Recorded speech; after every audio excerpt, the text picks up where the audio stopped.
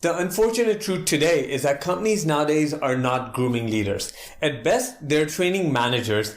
Most are just finding skeptical employees for day-to-day work. Now, it's not that we don't have leaders within our organization.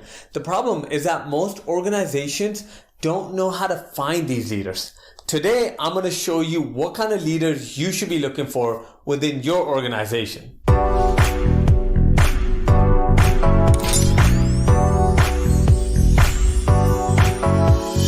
What's going on, guys? Faisal Velani here from Velani Consulting. Now, before we start, I want to ask how many of you guys are actively seeking for leadership within your organization?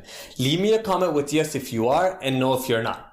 Now, finding leaders within your organization should never be a one-time event. This needs to be an ongoing campaign. The great companies like Google, Salesforce, Amazon, Apple are always on the lookout for and are actively grooming leaders within their organization. See, they've realized that if they've hired the right people, then in there will be the next generation of innovators. These are the leaders that will take the company forward with new ideas, thoughts, and processes. Now, once you've selected the right people, you must always be on the lookout for leadership within that group.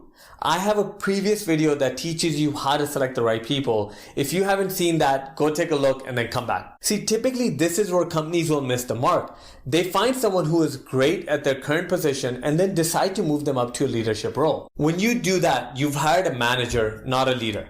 If this manager doesn't possess leadership skills, then all you did is remove a great employee from a great seat and told them to train someone else for that exact same job. What usually ends up happening over time is the manager gets frustrated because training is not a skill they possess, even though they were great at their previous role. And the new employee is frustrated because they're being trained by a novice leader. This is actually why some of the greatest players in any sport make the worst coaches. They don't have the skills needed to teach, even though they were great at the sport themselves. Now, I fully believe that leadership skills can absolutely be learned and not an art form that you have to be born with. But if you're not actively grooming for leaders within your organization, then you're setting your managers up for failure. That being said, you currently do have employees that already possess these skills. You just need to find them. Another concept covered in Good to Great by Jim Collins is the concept of a level 5 leader. So think about an organization hierarchy. The lowest level of leadership is the highly capable individual. These are people who contribute with their skills, their know-how, and their good work ethic. Next is a contributing team member. These are people who are able to use their skills and knowledge to actually help the team succeed.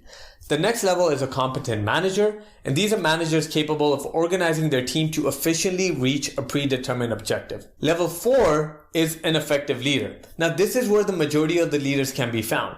They're able to get a commitment from their team to pursue a goal or a compelling vision. They're also able to create high-performing teams. But above this is another level, and that is the level 5 leader. Now, these are truly the great leaders. They have the abilities of the other 4 plus a unique combination of will and humility. And it's this combination that makes them so great. They're extremely ambitious, but their ambition is for the organization to excel, not just themselves. At the same time, they tend to be very modest about what they personally contributed, and they're self-effacing.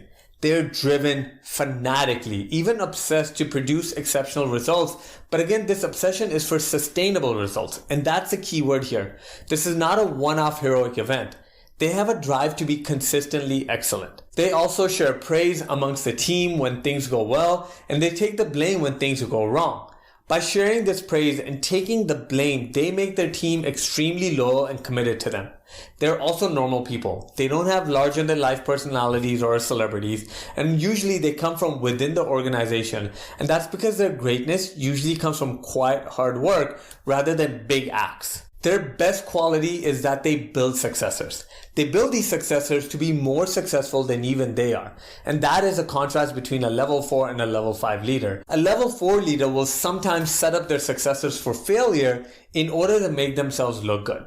Now, for your organization to take the leap towards growth, innovation, and excellence, or GIE, you need to find these level 5 leaders within your organization who have the same values as you and put them on your best opportunities. Again, this is just part of the 5 habits that you should be adopting in your business on a daily basis to create this culture of GIE.